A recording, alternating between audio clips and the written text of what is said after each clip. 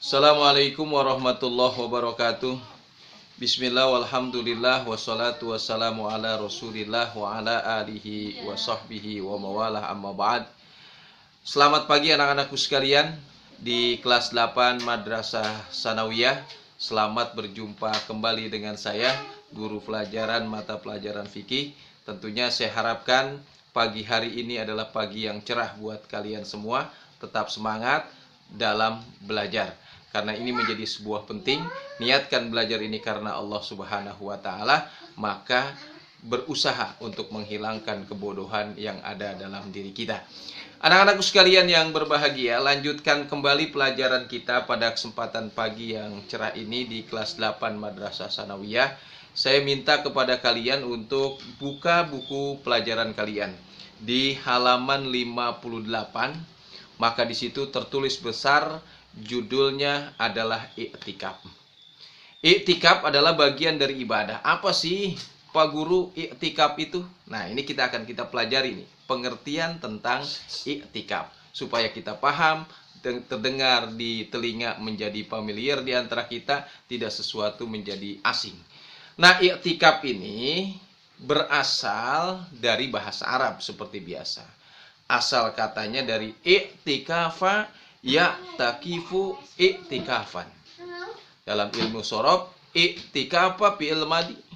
Ya, dalam ilmu nahwu, ya'takifu fi'il mudhari, i'tikafan itu masdar. Artinya apa? I'tikaf menurut bahasa ini artinya berdiam diri, cicing wae bahasa Sundanya gitu. Meneng kalau kata orang Jawanya gitu ya. Meneng apa-apa tuh, saya nggak apa. Pokoknya diam. Berdiam diri itulah i'tikaf. Sedangkan menurut istilah bahasa kerennya terminologi, i'tikaf itu adalah berdiam diri di dalam masjid. Sekali lagi, i'tikaf itu adalah berdiam diri di dalam masjid dengan syarat-syarat tertentu dengan niat ibadah. Jadi berdiam dirinya bukan tidur, berdiam dirinya bukan ngobrol, tapi berdiam dirinya dengan syarat-syarat tertentu. Apa misalnya syaratnya? Menutup aurat, punya wudu, gitu kan? Berpakaian yang rapi dan sopan sesuai dengan ketentuan ibadah. Kemudian tujuannya beribadah kepada Allah. Dan hukum i'tikaf ini adalah sunnah dan bisa dikerjakan setiap saat. Namun waktu yang paling utama melakukan i'tikaf itu adalah 10 terakhir di bulan suci Ramadan. Jadi berdiam diri di masjid. Dengan cara apa? Dengan cara berzikir. Ya, seperti di pelajaran kelas 7, berzikir. Ya, mengucapkan kalimat tasbih, tahmid, ya, takbir, kemudian tahlil. Atau dengan apa? Tilawah Al-Qur'an. Atau juga dengan apa? Bisa dilakukan dengan membaca ratib, membaca tahlil, atau dengan melakukan sholat sunnah. Itu rangkaian-rangkaian kegiatan yang dilakukan dalam rangka ibadah ketika kita berada dalam masjid. Jadi orang yang melakukan i'tikaf hakikatnya berdiam dirinya itu adalah melakukan rangkaian-rangkaian ibadah. Dalam rangka apa? Dalam rangka taqarrub kita kepada Allah Subhanahu wa Ta'ala. Nah, Rasulullah Shallallahu alaihi wasallam, para sahabat, istri-istri Rasulullah itu adalah orang-orang yang gemar beriktikaf di masjid. Makanya dalam istilahnya al-mu'min fil masajid, orang mukmin di dalam masjid itu apa? Kasamak, seperti ikan fil bahri, di dalam air. Betah berlama-lama di dalam masjid. Kenapa? Karena dia melakukan i'tikaf taqarrub kepada Allah Subhanahu wa Ta'ala. Ada hadis Rasulullah Shallallahu alaihi wasallam yang diriwayatkan oleh Siti Aisyah. Ini Siti Aisyah menceritakan, hadis riwayatnya Imam Bukhari dan Muslim. Apa katanya? An Aisyah radhiyallahu anha.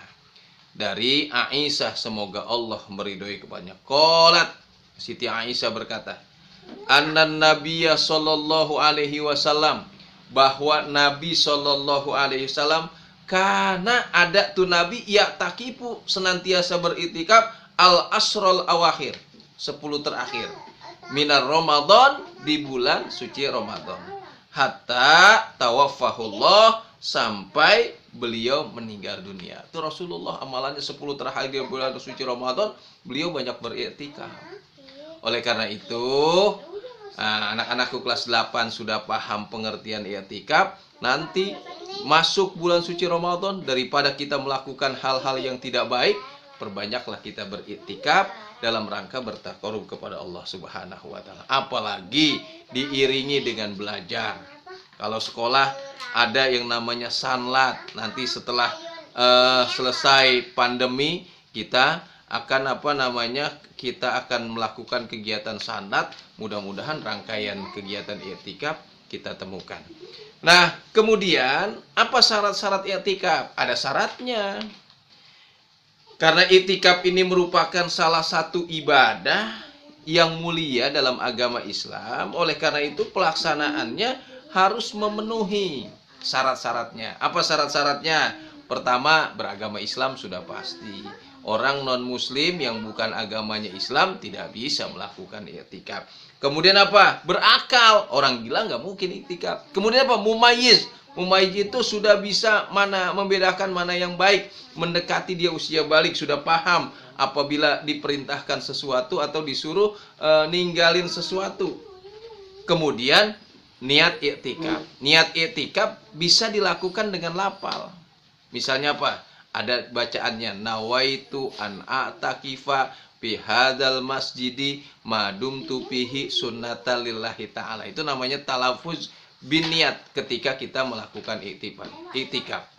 Nawaitu an a'takifa, saya niat beriktikaf fi hadzal masjid, di masjid ini, madum tupihi, selama saya berada dalam masjid. Sunnata lillahi ta'ala, sunat karena Allah Subhanahu wa ta'ala.